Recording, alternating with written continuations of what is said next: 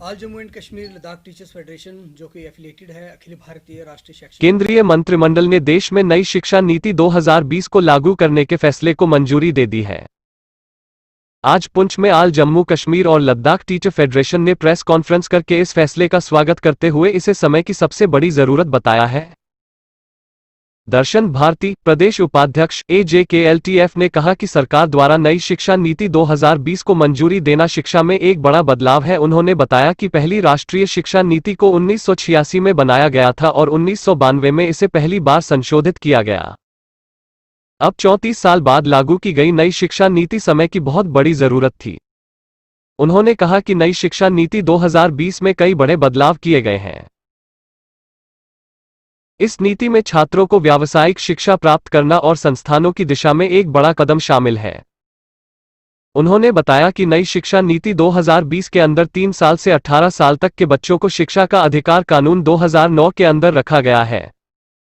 नई शिक्षा नीति का उद्देश्य सभी छात्रों को उच्च शिक्षा प्रदान करना है। जो नई शिक्षा नीति जिसकी घोषणा कल आदरणीय शिक्षा मंत्री जी ने की, हम उसका हार्दिक स्वागत करते हैं।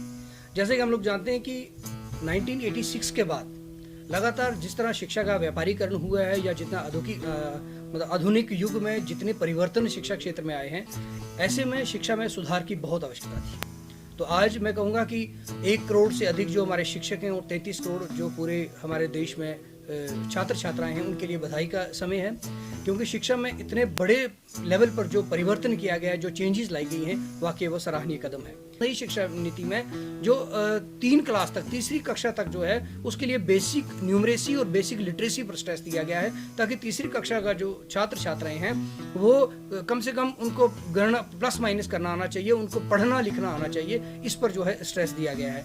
वहीं 6th क्लास से जो है कोडिंग का कंसेप्ट जो है इंडिया में लाया गया है। हम लोग जानते हैं कि बहुत सारे कंट्रीज में 6th क्लास में जैसे बच्चा आता है तो उसको वोकेशनल कोर्सेज में डाला जाता है, ताकि जो हम बात कर रहे हैं कि भारत के अंदर आत्मनिर्भर भारत की बात कर रहे हैं, तो वो झलक जो है हमें इसके माध्यम से दिख रही है।